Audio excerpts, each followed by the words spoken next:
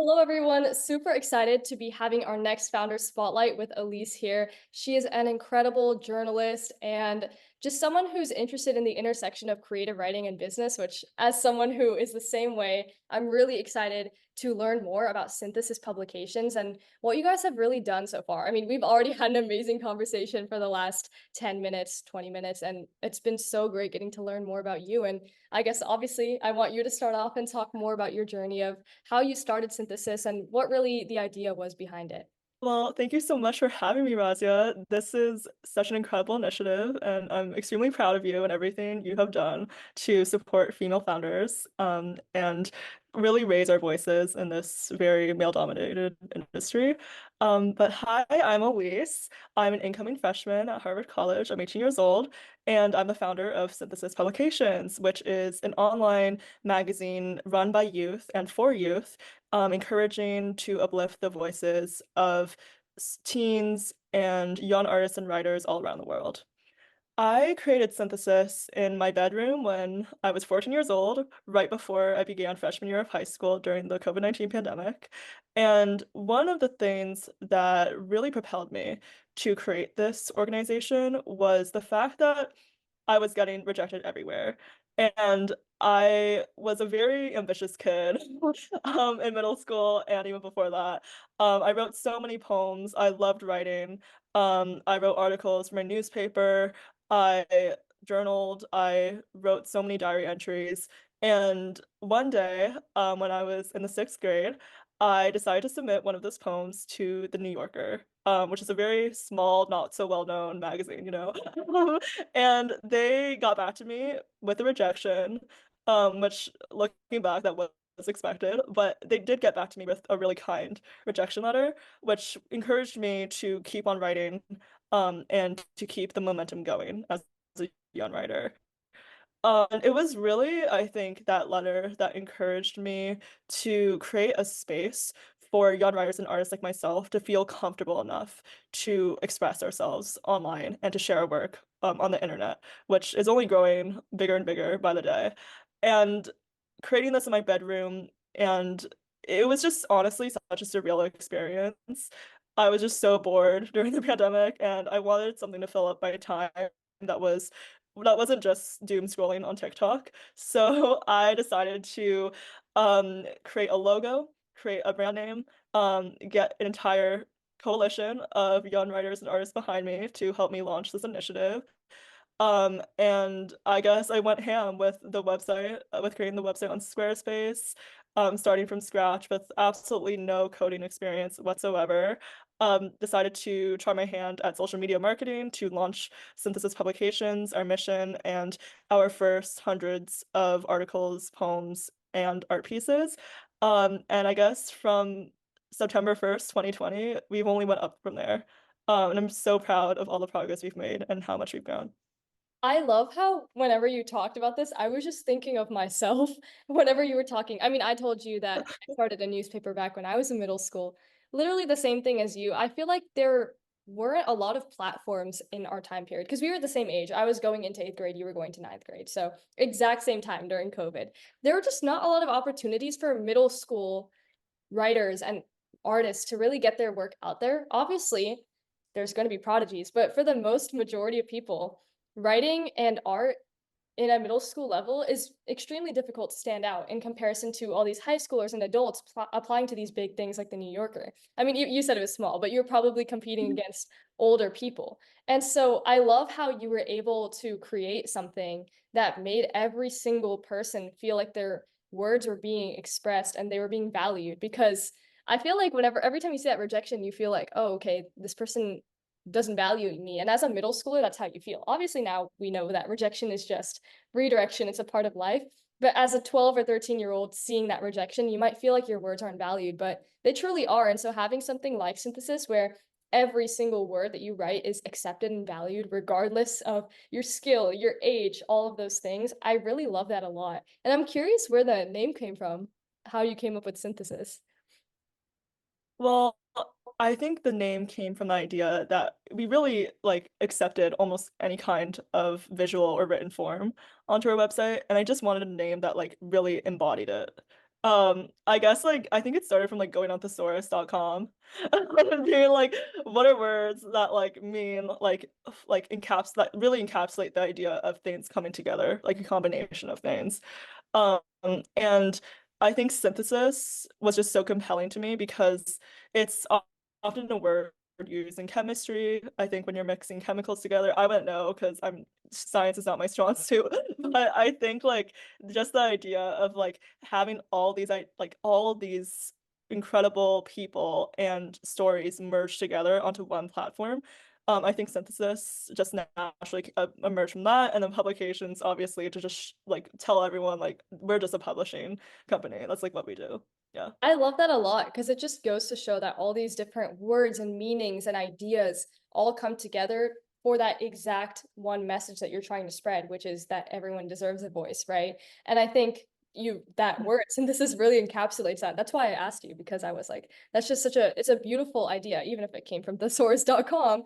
Thesaurus.com really ate with that one because They ate with that one. it They ate that really one did. thing. It really did, because I think it's just such a beautiful idea and concept.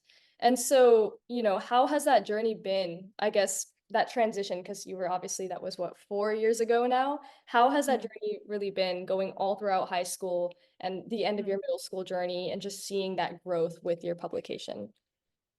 It has been such a rewarding experience. We've definitely had our ups and downs, but I don't think like I feel like every single business or organization that starts from the ground up or from scratch kind of goes through that cycle too.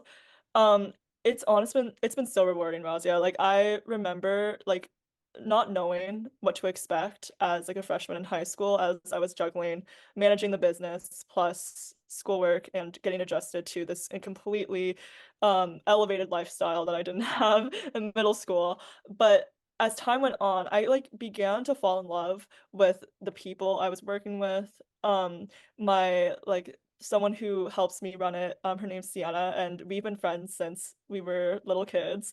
But she, as also an incredible visual artist, has helped me kind of get the gist of how to manage a staff full of people with different roles.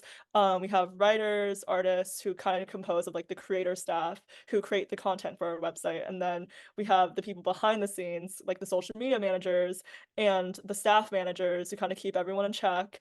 In addition to like tech people, like we have those people as well, who help keep synthesis afloat.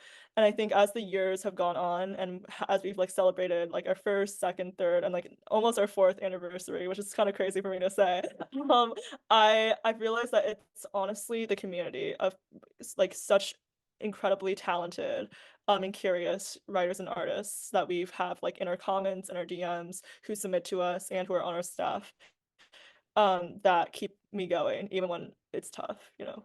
Yeah, I love that a lot. And I think you can just learn so much from being on a team. And it's not even just their skill and their talent, but it's just their leadership styles in general. I mean, Mhm, obviously, leadership is so ambiguous. It really depends on the situation. And so you learn a lot about how to navigate through all these difficult situations. And, mhm, especially starting that from a young age, you're probably around 13, 14 years old, and mhm, seeing how you can implement those leadership styles and other aspects of life, like any other organizations that you do, must have been super rewarding. I'm curious to know how your leadership style has really evolved through an organization like this, mhm. being able to learn from all the people that you worked with.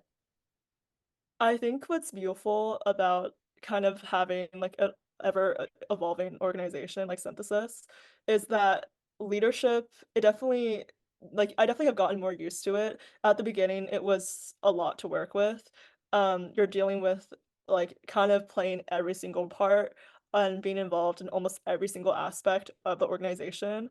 And I guess in a beautiful way, like as the organization has grown in terms of like our numbers on our staff and the amount of people who are involved and interested in our magazine. I've actually been able to take breaks and to have incredible people who are willing to take on more of, I guess, the bearing when it comes to like small sections of the different parts that are that necessitate running something like synthesis. It doesn't mean I'm like completely hands off, but it is so nice to see like other extremely well-versed and talented leaders who get to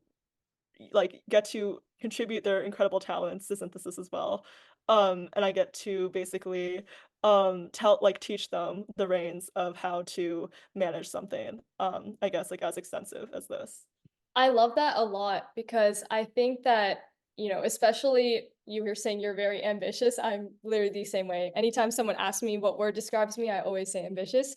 And for people like us, it's always scary to hand the baton to someone, to ask them to do another task because I'm the type of person where I'm like, it's not even that I don't trust anyone. It's just that, it's my baby and I'm worried and I always get stressed and I just want to be in control. And I know that the probability of something being in my control is higher if I just take care of everything. So I think you're definitely right about being able to trust the people that you work with. It's a very beautiful journey that you go through because it's not easy for anyone to just start trusting other people to do the tasks that, that manage something that they created that was a big passion of theirs. And so that's really amazing that you were able to go through that journey and understand that because it's very difficult. I mean, it sounds really easy, but it is an underrated skill to be able Mhm, to be humble enough to say, hey, I'm really busy right now. I don't really have the time to get this assignment done. However, mhm. I would love if you could, having that vulnerability to say that you need help is something that is an underrated skill. I agree. That was so beautifully said, Razia. And I think when people look at synthesis, it is a kind of an easier concept to grasp because you're just posting on the website and then you post kind of to promote on social media. But it does surprisingly take a lot of coordination. And from communicating with the creator whose content is being posted to making sure that the content is posted correctly in a way that is formatted aesthetically and basically just present on the website, and then to have to talk to social media managers about the best time to post, and create the graphic for the social media in addition to the caption, and not just it's not just Instagram. We also have a Twitter and a TikTok and a Pinterest. So kind of coordinating everything through those mediums and what's best for those mediums too, or those platforms. Yeah, I think it definitely I used to do it solely just by myself, and every individual piece that would come my way, I would just have to screen it through that process. But now I feel so fortunate that my main job basically is guiding others through kind of each step of that assembly line. And also one of my main jobs now is reviewing the submissions themselves. So yeah, I think I definitely agree with what you said. I think as ambitious women, I think it is very often that we feel we seem weak if we ask for help, but in reality, it just makes us stronger leaders, and makes us more trustworthy and open to collaboration. Yeah, I was going to say that too. I mean, even looking on the other end of someone who is being led, not necessarily the leader themselves, you just have that transparent communication, and they'll also feel more transparent to tell you that they're not free or they're busy to do something. Otherwise, they might think, "Oh, I have to have it all together because the leader themselves has it all together." But the truth is nobody has it all together. And so having Mhm. that open conversation is amazing. And I know you said that, okay, it's a simple task, but with the volume of submissions that you get, and obviously you have to screen everything because you can't just post anything on the internet. It's definitely a lot of work. That too, managing 5 to 6 social media platforms. And Pinterest is weird to navigate on its own. So Yeah. totally understand what that might feel like. And I know what you said was actually really perfect that as women, we feel like it's wrong to ask for help and it's wrong to say that because we instantly feel like, our femininity or our power, the little power that we have in the field of business is taken away from us. And I mean, the truth is we only gain more power by being this strong and being this powerful to say that we're busy.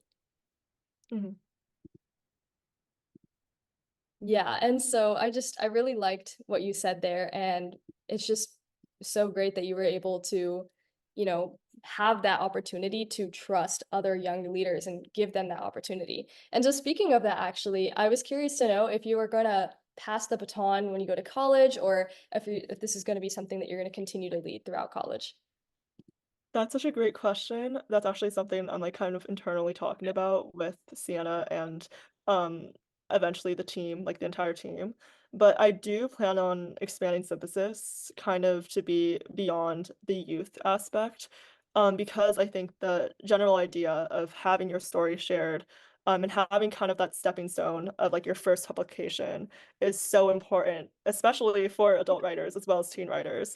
So I do still plan on running synthesis throughout college, but I do, as we've talked at length, plan on like bringing on more people onto the team to help us expand, um, and continue running the high school and teenage part of synthesis that I hold such a close place in my heart for.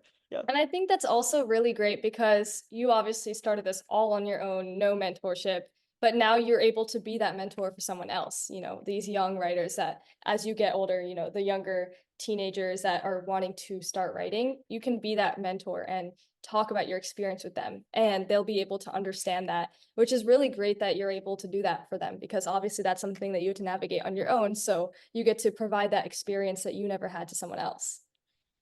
Yeah, that's a beautiful way to say it. So like I'm so happy to um be able to mentor kids who were once in my position on how they can continue contributing and keeping the creativity alive. Yeah.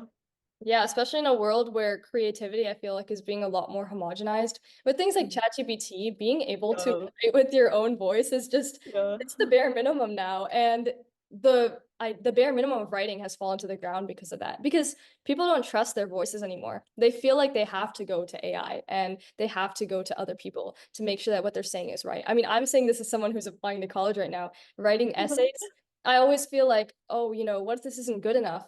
But that voice of creativity is gone the more I ask for other people's voices and opinions because at the end of the day, it's my story, right? So Mhm. I think it's really important that we're still able to share that message and show people that being creative doesn't mean that you have to write like ChatGPT level Yeah. detail specific, but it can be different, it can be flowy, and it doesn't have to always be that intricate. Exactly. This is so funny because I just gave a TEDx talk recently, and the title of the talk was The Art of Oversharing. I do mention synthesis in the talk. No spoilers because I don't know when the talk is coming out, but I'm pretty sure it's coming out pretty soon. But basically in my talk, I talk about the importance of understanding that perfection ultimately does not lead to better writing and is not equivalent to better writing. I think what I try to aim for through synthesis is a community, and a community where we're all accepting of each other's strengths and weaknesses in our respective art forms, and we admire each other's approach to our different art forms, whether that's photography or digital art or poems or journalism, and we lift each other up. And we really hype each other up when someone's content is posted, or when someone has won a big award for their respective field. And I think that culture kind of helps counteract the homogenization of creativity that I completely agree with you that AI is kind of derailing right now. And yeah, I definitely see so much beauty in original work that is purely just like produced from like the heart and the soul. And I think that's something that I hope synthesis kind of encourages in young writers too. Yeah, and the worst part is it's been there for hundreds of years, artwork that is known for being imperfect. Like if you're thinking about Yes. Frida Kahlo and how she drew on her unibrow, even though it wasn't the beauty standard, or if you're thinking about all these abstract artists like Picasso, or even in writing, a lot of people they use different tonalities to show a shift in tone, and it might be sporadic. All of those poems that may not have a proper rhyme scheme, it might be different. All of those things are what create a voice within an author or within an artist. That's what gives them an identity. I mean, if we all write the same, who are we? I can't differentiate Exactly. you from me if we both write from ChatGPT, right? So Yeah. I just think that that's my biggest fear with this generation, especially in writing, is that we think that it's not okay to have those unique experiences and, because everyone's just used to seeing the same thing now. Yeah. I definitely agree. I think something I really encourage, also with synthesis, is like breaking the mold. Like, feel free to like break the rules once in a while. Like, if you want to spray paint over like a perfectly good like piece, like portrait, like go ahead, try it out, you know? If you want to like break the conventions of poetry and break like the fourth wall in your essay, like go for it. Like there's really, that's like the beauty of art. That's kind of why art exists. So like the conventions that we are subject to in our day-to-day lives that we have to kind of live by, those don't exist in art. Like we literally can exist in this vacuum of freedom that I don't think we appreciate enough. And Yeah. I think you said it best, Razia. Yeah, I love what you said, breaking the fourth wall, because that is just genuinely what it is just knowing that you should not have a single wall up when you're writing. I mean, that's the point of it. exactly. It's literally therapy. You were saying that you liked journaling and writing in your diary. I was the same way during COVID. I loved just yapping about my life on there. Yeah. It was so fun. I mean, you feel like the main character. And a lot of Mhm. people feel like they don't deserve to feel like a main character, but everyone is the main character in their own story. And Mhm. so everyone should have the right to write with their own voice and be their own main Mhm. character. Exactly. It's a Yeah. form of creating confidence. I love that. It is a form of creating confidence. And just to like dive into a bit of my personal journey as a writer, it does parallel my journey with synthesis. Mhm. But when I was in ninth grade, like I wanted so desperately to win like a national gold medal from Scholastic Art and Writing. And like I got a gold key and I felt so happy about my chances because I really loved my essay. And then I didn't win it. And then I didn't win it sophomore year. And then I didn't win it junior year. And then I finally won my first and only ever gold medal senior year. And the reason why I'm so proud of my journey, even though I wasn't able to put this accolade on my college apps or any resume or anything before I received the award this year, was the fact that like I didn't ever force myself to conform to write like the quote unquote winners or to kind of follow a path that I thought I needed to go down because that would win me more accolades and win me more respect in the literary world. And I think honestly, I feel so like that final gold medal when I got it in the end, it felt so much more rewarding. And as a culmination of all my writing experience and my journey in high school, because I stayed true to myself and I wrote directly about my own experiences, whether it was being Asian American or my experiences with being a teenager, like that genuinely like every single piece of writing I wrote, even if it wasn't like technically the best at the time because I was just a kid, like it still holds so much weight even to me today. And I always look back fondly at my writing because of how much of myself I poured into it. And I So yeah. Yeah, because I think the material award means nothing compared to the symbolic award that you're giving yourself Yes. for all Mhm. that mental strain. I mean, you're talking about Scholastic. I actually was always too afraid to apply to that competition because I felt like, I saw all those people getting gold keys and I was like, okay, they write so much better than me that I never even applied throughout high school. And so I am happy that you were able to have that experience of being okay with that failure and working through that failure and finally being able to get that symbolic, feeling of, Yeah. even if it doesn't go on my college apps and even if, I don't really get awarded by the rest of the world for it, like it doesn't matter. That award to me means more than anything else because it shows that I was able to, give back to my 13-year-old self who always Yeah. dreamed of doing it. Yes. And that's again, like you're so eloquent. Yeah, like it is that's like the symbolic reward is literally how I exactly would describe that. Like it felt like you're climbing a mountain and you finally reached the peak, but you don't regret the journey, you know? Like it wasn't just the destination that you think about when you get the reward, it's who you were at every point um up to the way there. So I think to any young writers out there who might feel a little discouraged about their writing journey because of this very toxic and very elitist literary world, one of my recommendations is to just keep on going, keep on writing, and someday people and the world will recognize you for your gifts and your talents. Yeah. Yeah, that's very true. I mean, it's almost like you're on a scenic destination, like you said, a mountain, you're at the peak, but you don't have your phone with you, so you can't go and post it online for everyone else to see. But at the same time, that feeling of just being there in peace by yourself and really having that feeling sink in means more than posting it for the entire world to see on Instagram. And Mhm. it's just that's really what it is just being able to savor those rewards for what they are and not what they look Mhm. like. And yeah, that's Exactly. definitely right, is to get those young writers and not be afraid of submitting because that was something I faced. And I'm glad that you mentioned that because it's a true experience. There's two ends of it, either not submitting at all or failing 3 times and then succeeding in the end and feeling 10 times happier because it made up for those 3 times that you failed. Yes. As someone famous once said, you miss 100% of the shots you don't take. And I think that really resonates with what you just said. I also think that um trying at least, even if you don't think writing is or art in general is like an avenue for you, you'll never know if that's the truth, right? Unless you give it a shot.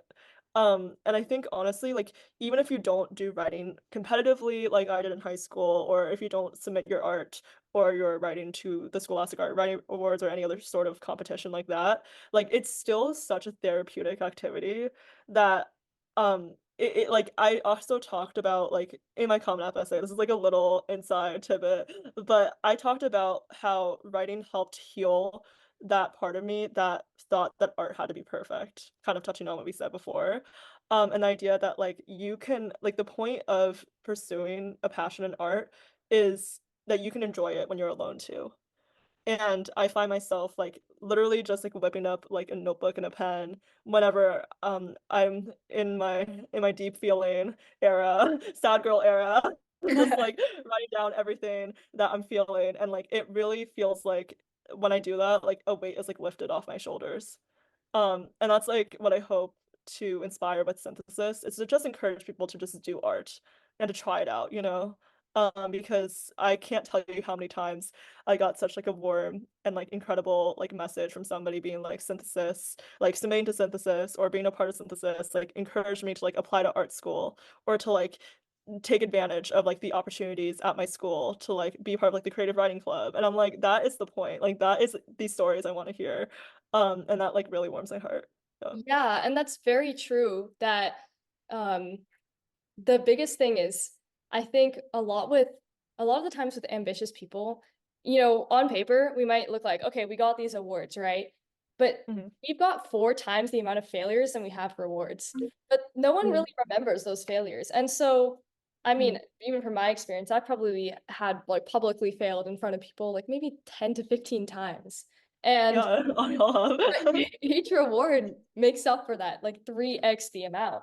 And things like art and writing are one of the few hobbies in this world that you can actually enjoy doing by yourself. Because in this Mhm. world, especially as teenagers, we always feel like we have to do things with other people. We don't feel comfortable in our solace, being alone. That's something, Mhm. it's a skill that you really need to have. And like I said, writing does build self-confidence because it allows you to really understand yourself and be okay with every single part of you. Being Mhm. alone in a room and being okay with that, not having to talk to other people 24/7, being able Mhm. to understand your problems and have them written down on paper that you can physically see the problem yourself. And then being Mhm. able to write about those successes. And you don't have to tell yourself that, I'm cocky for writing about how happy I am because, Mhm. every feeling is valid. And so that's just one of the best things about art is you can do it in your solace and you don't feel bad about it. You don't regret it. That was incredible, Razia. And I think that oftentimes people discount art because it's creative. It's considered a soft skill. And as we're talking about business, like I think a lot of the times, a lot of people in the business world like the hard skills. Like, are you able to do accounting? Are you able to create a Google spreadsheet? Are you able to like crunch numbers and like give a presentation in a very corporate sense? But I think what art does very well, and like just the process of creating art, is the fact that you're able to problem solve as you go along. And you kind of just go with the flow, and whatever pops to mind, you put down. And I guess with writing, you can edit it later and you can like adjust it to make it funny, to make it heartfelt, to make it really just like resonate with your audience. And that's like a very underrated skill that I don't see in other, I guess, non-creative activities. And I really think that the world kind of needs, especially in this like more automated, and more technologically advanced world, we do need more of that human thinking, and that human problem solving.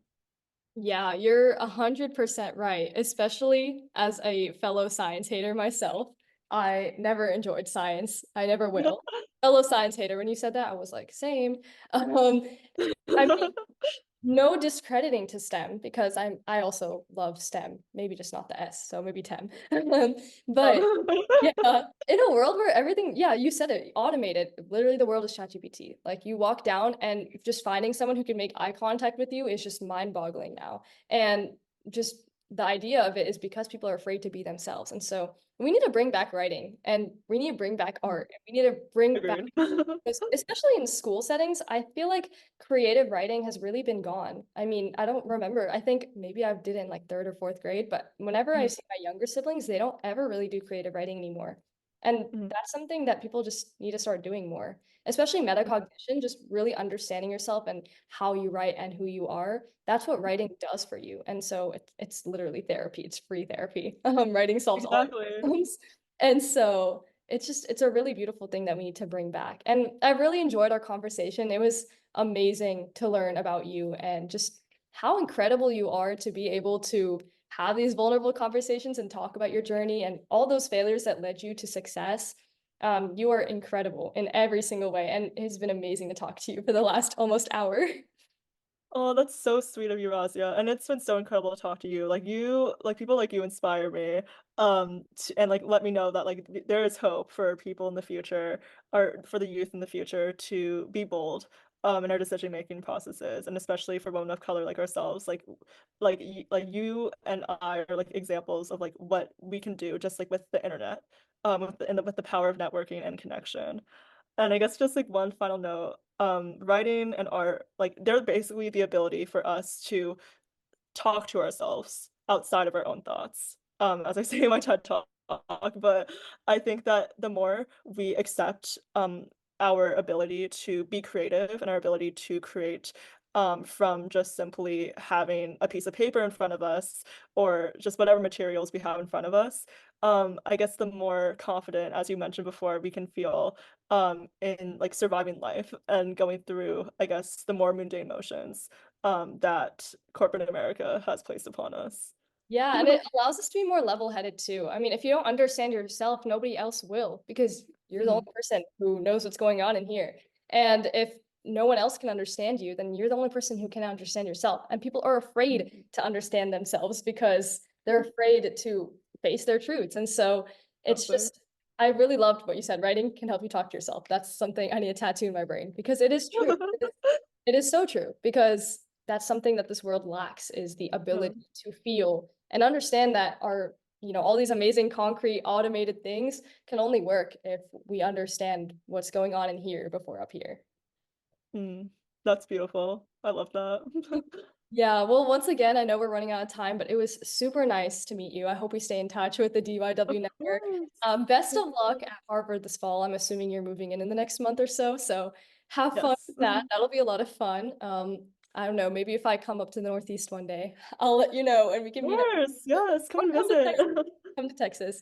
And yeah, it was super nice to meet you. And best of luck with your journey with synthesis. I've loved hearing about it so far, and I'm gonna go check it out as soon as this call's over. Oh, And I thank can't you so wait to watch much, your TED Ross. Talk. Yeah, I will go watch Oh, it. yes. Oh Let my me goodness. know. Okay, Thank you so much, of Rosia. You're course. the best. Bye.